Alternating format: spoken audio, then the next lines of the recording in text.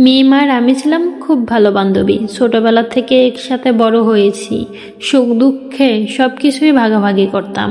আমি ভাবতাম আমাদের বন্ধুত্বের মাঝে কোনো গোপন কথা নেই।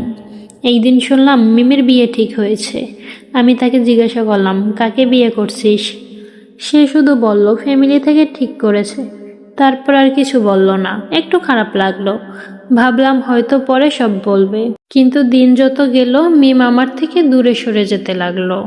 কি অদ্ভুত বিষয়, আমাকে তার বিয়েতে দাওয়াতও দিল না। পরে মানুষের মুখে শুনলাম তার নাকি বিয়ে হয়ে যাচ্ছে।